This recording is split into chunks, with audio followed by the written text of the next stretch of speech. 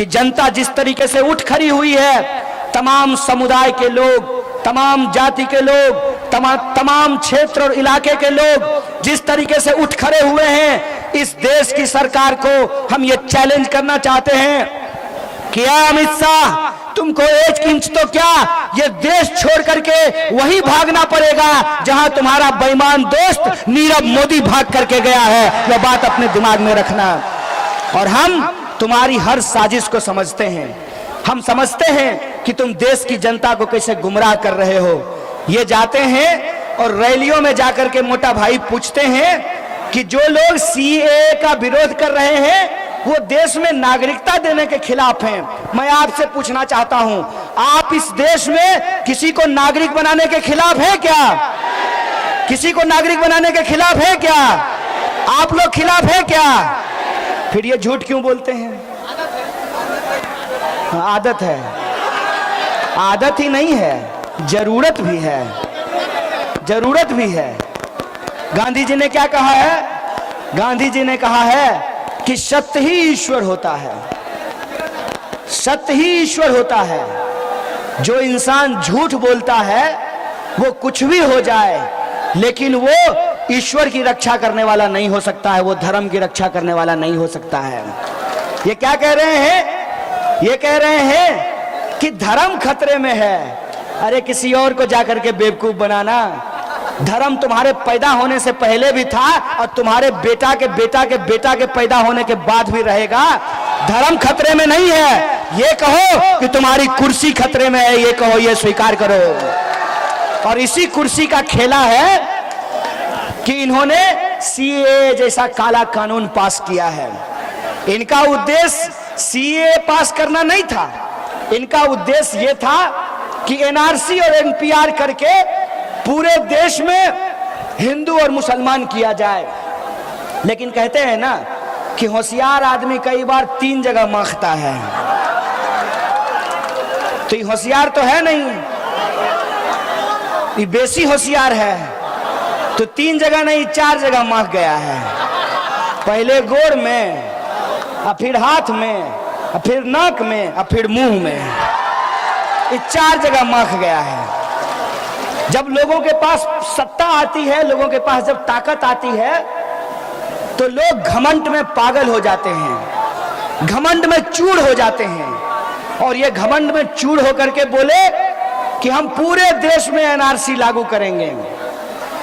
अमित शाह को भी नरेंद्र मोदी की तरह प्रधानमंत्री बनने का मन हो गया है। तो मोदी जी तो विकास के नाम पे प्रधानमंत्री हो गए, विकास हुआ नहीं, तो अमित शाह क्या बोल करके प्रधानमंत्री बनता? तो अमित शाह के दिमाग में आइडिया आया कि अगर पूरे देश में एनआरसी होगा तो फिर से हिंदू मुसलमान होगा, और जब हिंदू मुसलमान होगा तब विकास की बात लोग अपने आप नहीं करेंगे। कहते हैं ना, जहां ना चले मोदी जी का काम वहां कर दो हिंदू और मुसलमान। जहां ना चले विकास के जुमले से काम वहां कर दो हिंदू और मुसलमान। इसीलिए इन्होंने घोषणा कर दी कि पूरे देश में एनआरसी लागू करेंगे।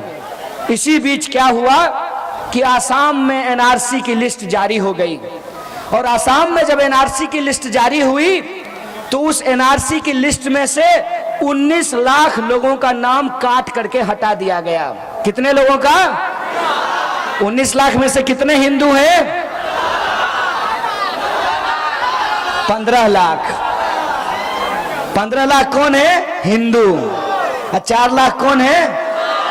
अब बताइए कैसे हिंदू मुसलमान का राजनीति होगा? राजनीति फेल हो जाएगा ना। अगर ज्यादा हिंदुओं का नाम एनआरसी से बाहर हो जाएगा तो हिंदू खतरे में है, ये बोल करके कैसे वोट लेंगे अमित शाह?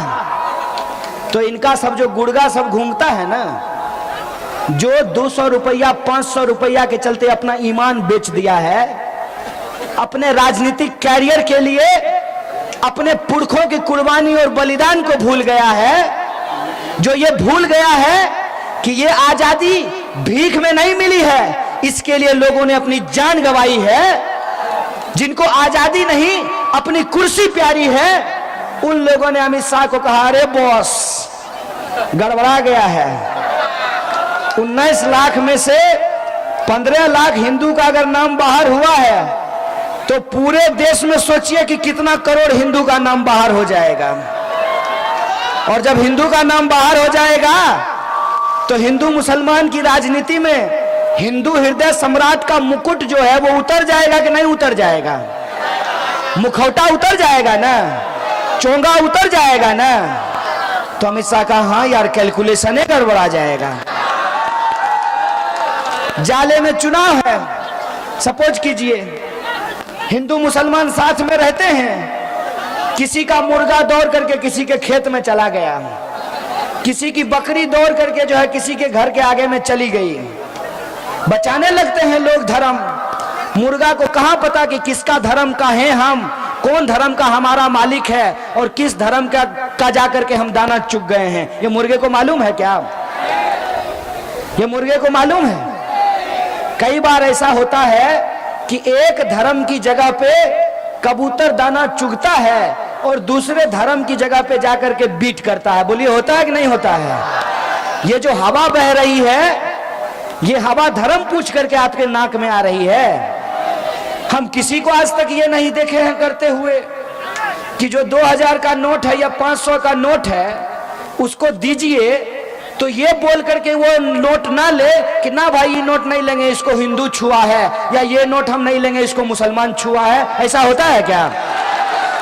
ऐसा होता है क्या कि डेंगू का मच्छर जो है आपका नाम पूछ करके आपको काटता है? कन्हैया है तो काट लेते हैं, कामरान है तो छोड़ देंगे। ऐसा होता है क्या? ये किसने बनाया है? ये इंसानों ने बनाया है। इंसानों ने क्यों बनाया है? इंसानों ने इंसानों को गुलाम बनाए रखने के लिए धर्म की राजनीति बनाई है। धर्म तो इंसान की मुक्ति के लिए होता है। धर्म तो आपको ईश्वर तक और अल्लाह तक पहुंचाने के लिए होता है। लेकिन धर्म आजकल लोगों को कुर्सी तक भी पहुंचाता है। ये जो धर्म की राजनीति है, इस धर्म की राजनीति का खेल जब गड़बड़ाने लगा, जब 19 लाख में से 15 लाख हिंदुओं का नाम बाहर आ गया, तब अमित शाह को यह आइडिया सूझा कि ऐसा करते हैं, एक नया कानून लेकर के आते हैं, CAA। पहले था CAB, अब हो गया है CAA।